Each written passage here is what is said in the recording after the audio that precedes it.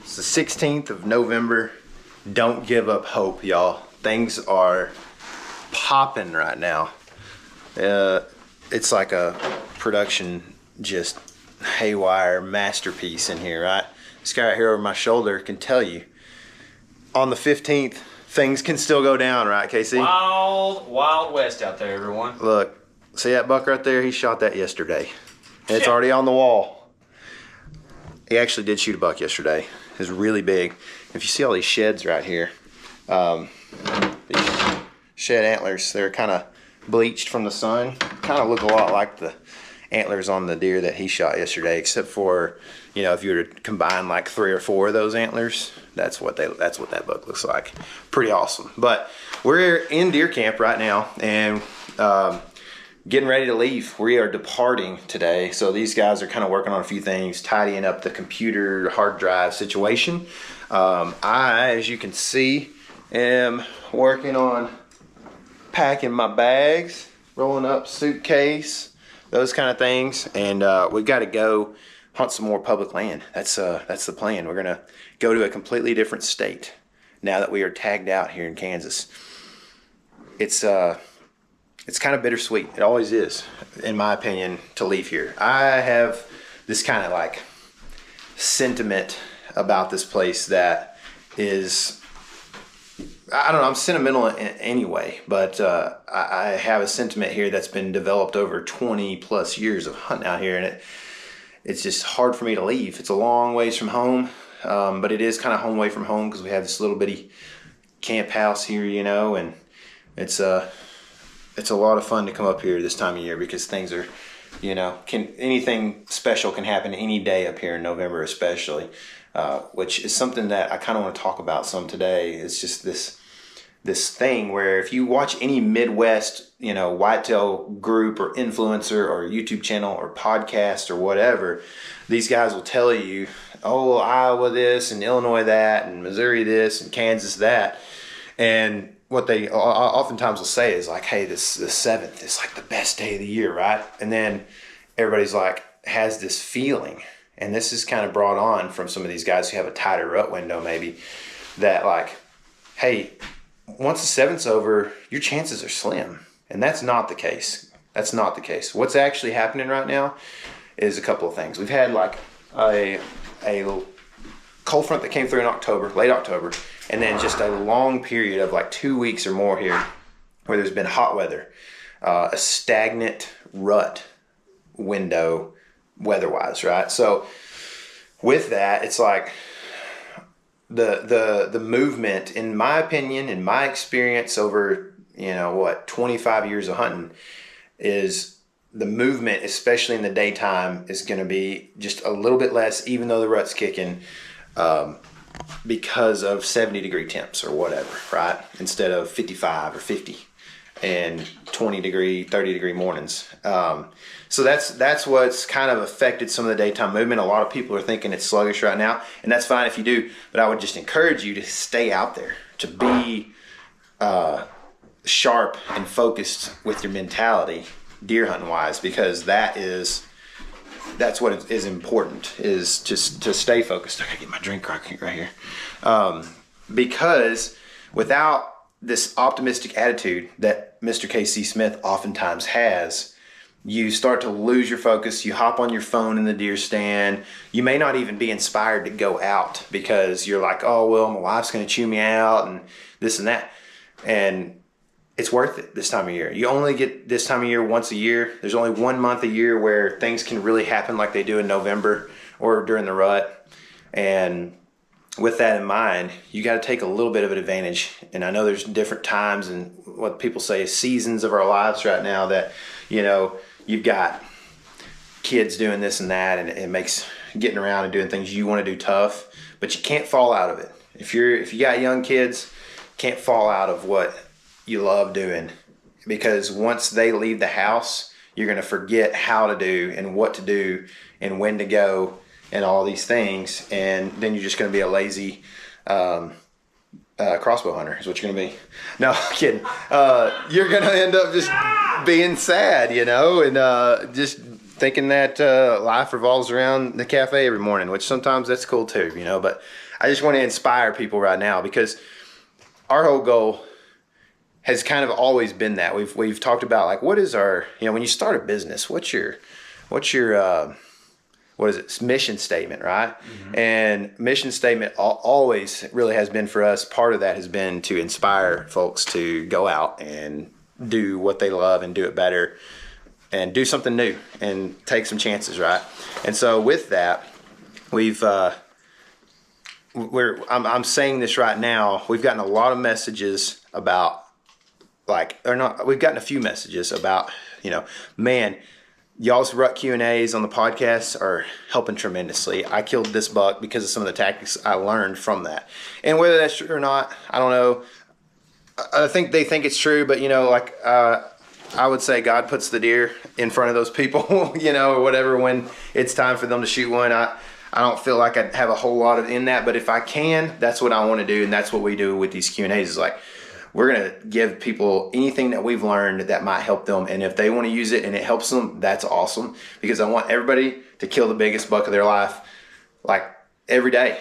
You know, every day they go out, I want them to have a great shot at killing the biggest deer of their life, as long as they're not hunting where I'm hunting, you know. So it's kind of just part of what we had done at the Element. So I would say just keep the hope right now. Deer are coming from the rut window that you consistently know that is going to be there in like the first week to 10 days of November.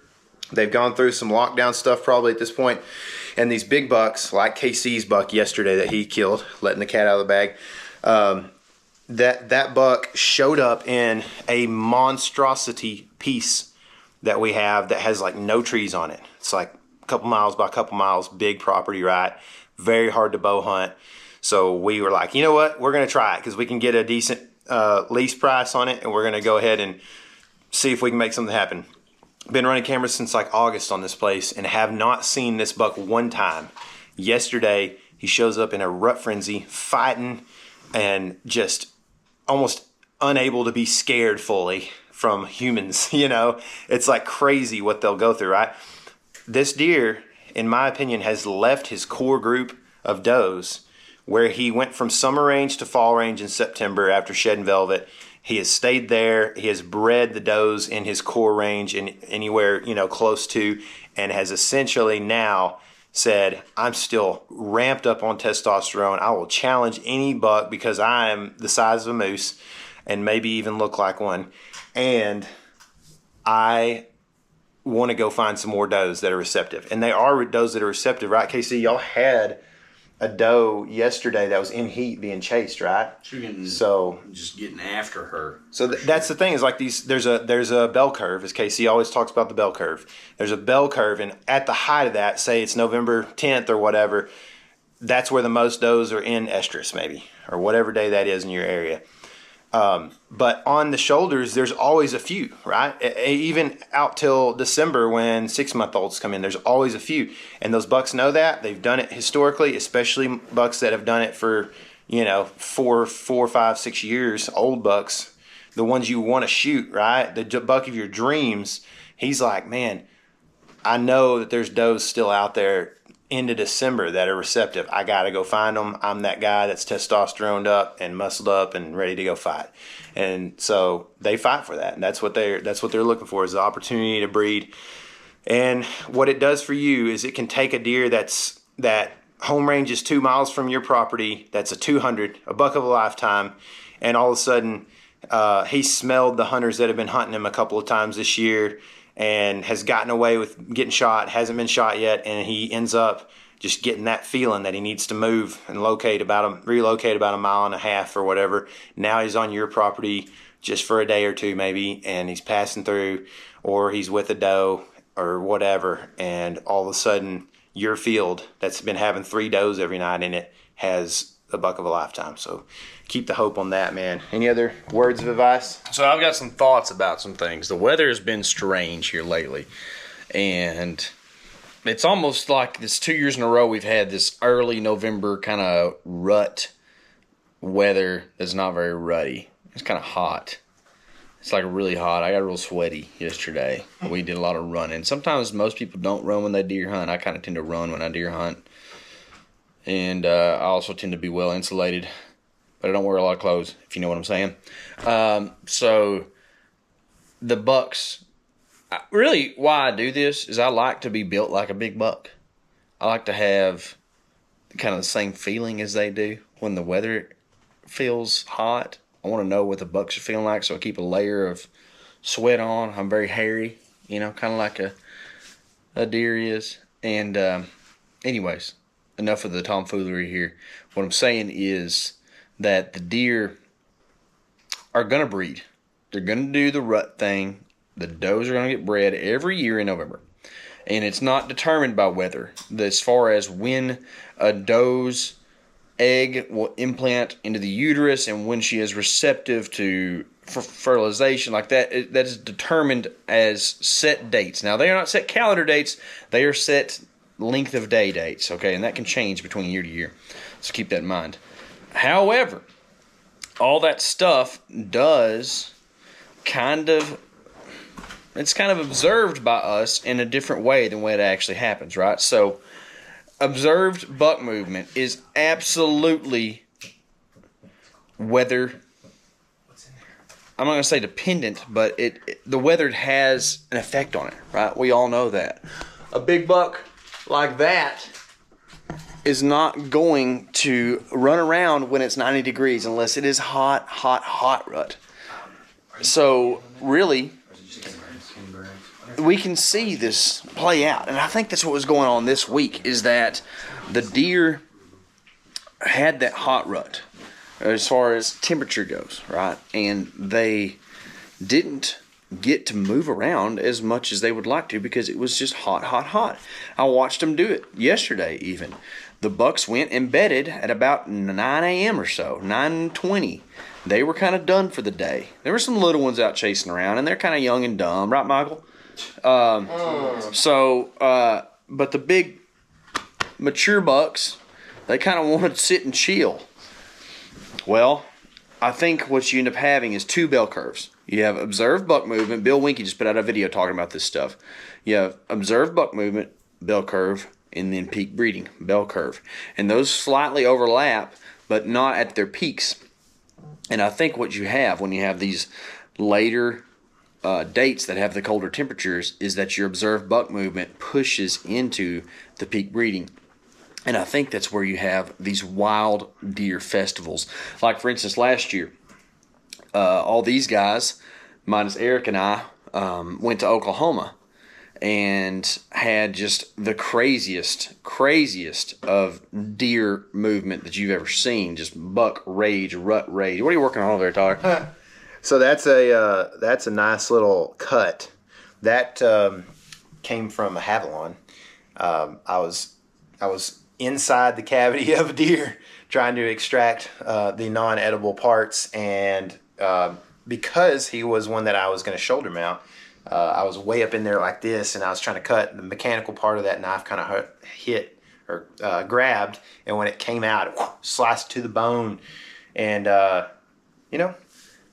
it's one of those things where it made me really sick to my stomach, but it's almost like, it's kind of worth it now because it's not infected or anything. And we've had a pretty good year so far, KC. Yeah.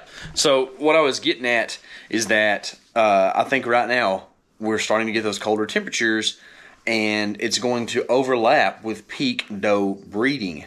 And that is a recipe for mature buck movement and mature bucks hitting the ground, especially in kind of like the third week of November.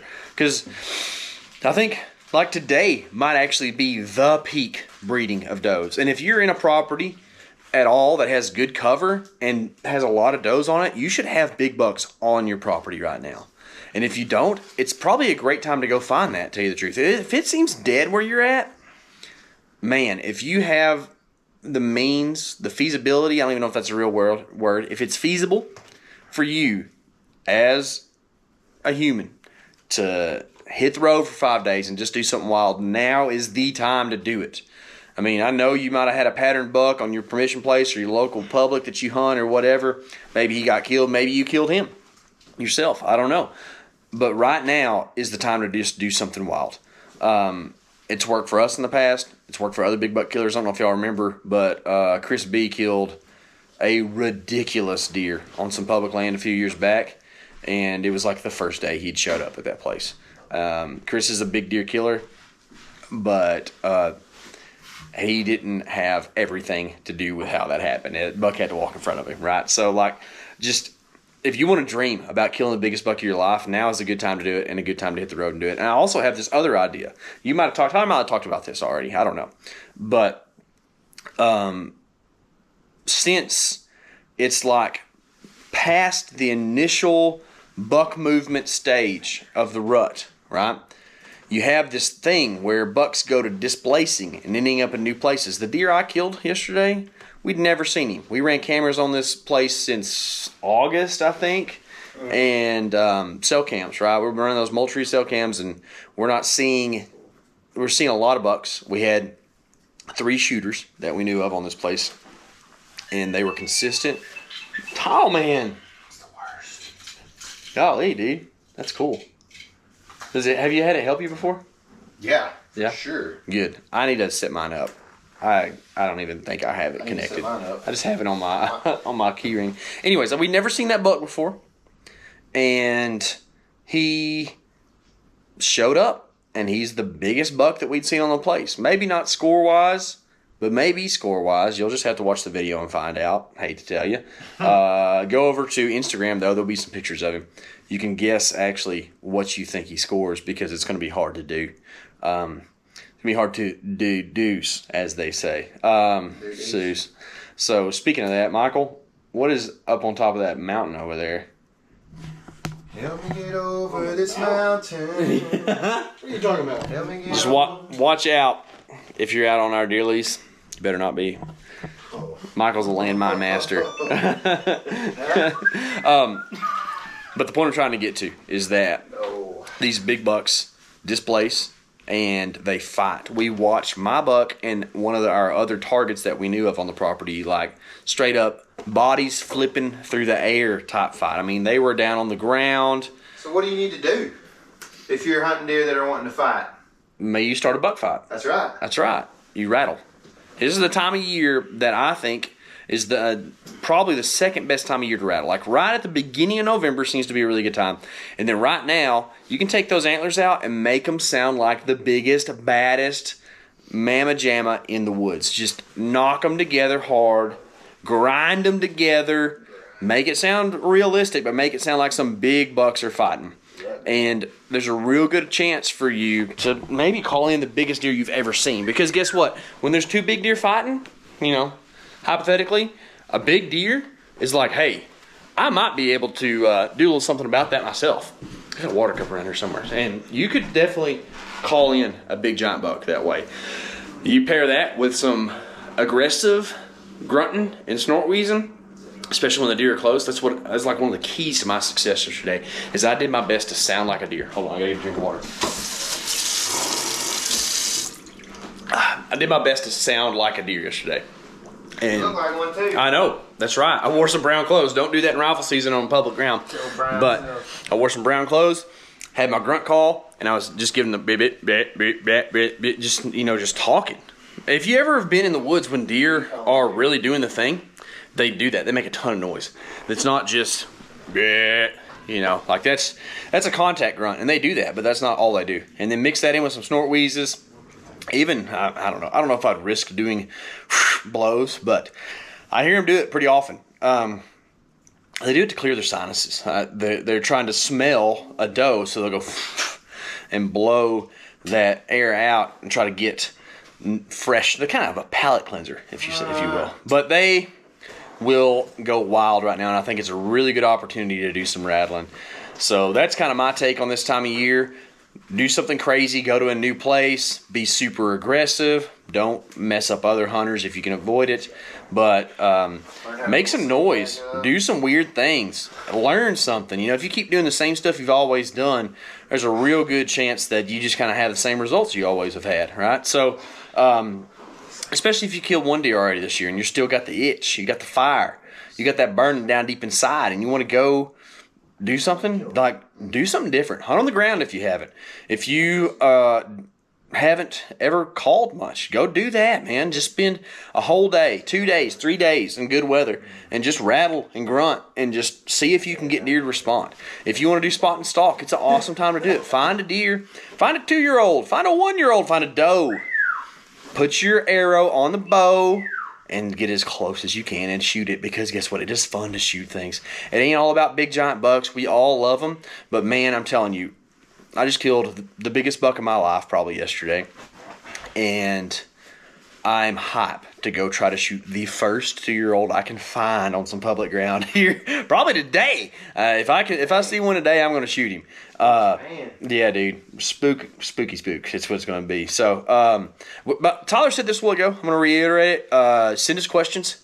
If you have them, we like to answer that stuff. Sorry if we don't get to all of it, but we do our best. I know a lot of y'all have been sending us questions already, and I hope it's being beneficial. Also, you can send, whoever else your favorite hunter is a question. Chris B, for sure, you send him a bunch of questions and ask him, or tell him specifically that we told you to ask him questions.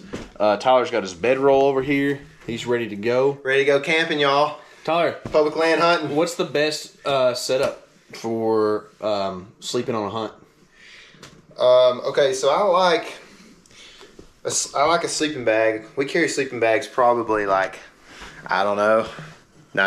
of the time, just in case. I've been sleeping in a sleeping bag in this house because bedding's not always easy to bring. This sleeping bag is it's a 2-person sleeping bag. And what I like about that, as opposed to the mummy that I have, is that the mummies are oftentimes built for people that live in Bozeman and are 6'2", 170, not 6'2", 210. And, normal guys, right? They're built for people who fly up and down the mountains and those kind of things. And they don't give you a lot of room, so they're kind of uncomfortable. You can't really bend the leg or stuff like that in them. So I like this 2-person for comfort. It's actually an Alps, I think. It's got a really nice interior. It's not like normal sleeping bag on the interior. It's kind of got a little fabric-y feel, not so much like the nylon feel. So I really like that. And then try to carry a pillow, and then I usually leave it somewhere and I can't find it. But anyway, I think that's going to conclude our episode. Thanks.